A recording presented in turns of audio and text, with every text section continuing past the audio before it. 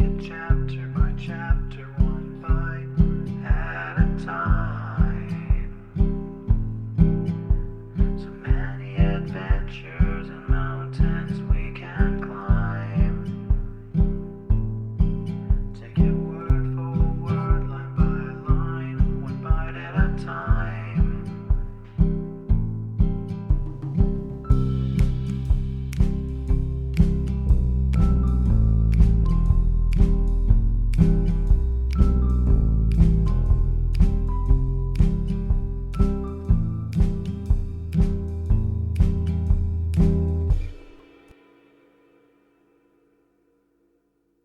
Welcome to Bite at a Time Books, where we read you your favorite classics one bite at a time.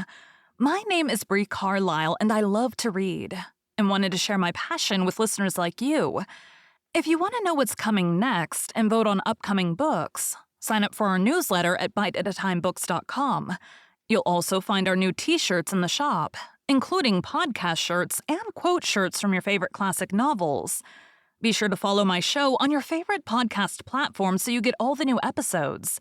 You can find most of our links in the show notes, but also our website, biteatatimebooks.com, includes all of the links for our show, including to our Patreon to support the show, and YouTube, where we have special behind the narration of the episodes.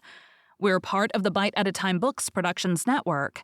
If you'd also like to hear what inspired your favorite classic authors to write their novels, and what was going on in the world at the time, check out the Bite at a Time Books Behind the Story podcast, wherever you listen to podcasts. Please note, while we try to keep the text as close to the original as possible, some words have been changed to honor the marginalized communities who've identified the words as harmful, and to stay in alignment with Bite at a Time Books' brand values. Today we'll be continuing Les Miserables by Victor Hugo. Book 5th, The Descent. Chapter 1, The History of a Progress in Black Glass Trinkets. And in the meantime, what had become of that mother who, according to the people at Montfermeil, seemed to have abandoned her child?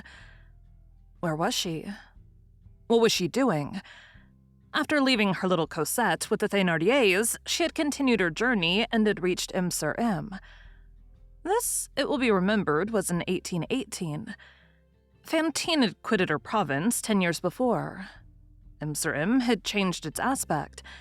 While Fantine had been slowly descending from wretchedness to wretchedness, her native town had prospered.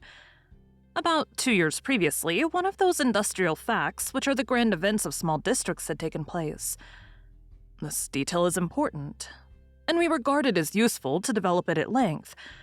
We should almost say to underline it. From time immemorial, M had had for its special industry the imitation of English jet and the black glass trinkets of Germany. This industry had always vegetated, on account of the high price of the raw material, which reacted on the manufacture. At the moment when Fantine returned to M, an unheard-of transformation had taken place in the production of black goods. Towards the close of 1815, a stranger, had established himself in the town, and had been inspired with the idea of substituting, in this manufacture, gumlac for resin, and for bracelets in particular, slides of sheet iron simply laid together for slides of soldered sheet iron.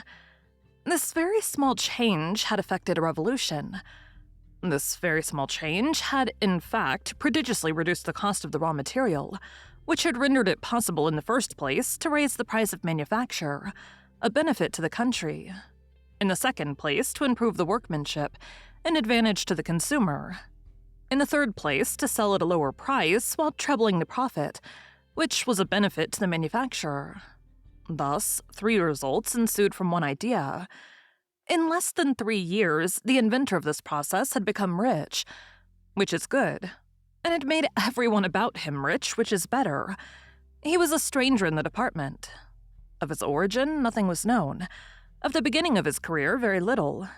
It was rumored that he had come to town with very little money, a few hundred francs at the most. It was from this slender capital, enlisted in the service of an ingenious idea developed by method and thought, that he had drawn his own fortune and the fortune of the whole countryside. On his arrival at Imser he had only the garments, the appearance, and the language of a working man. It appears that on the very day when he made his obscure entry into the little town of Imser just at nightfall, on a December evening, knapsack on back and thorn club in hand, a large fire had broken out in the town hall.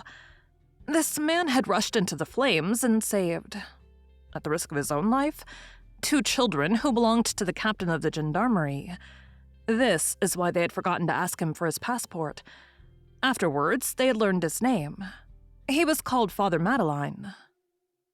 Thank you for joining Bite at a Time Books today, while we read a bite of one of your favorite classics. Again, my name is Bree Carlile, and I hope you come back tomorrow for the next bite of Les Miserables. Don't forget to sign up for our newsletter at biteatatimebooks.com and check out the shop. You can check out the show notes or our website, biteatatimebooks.com, for the rest of the links for our show.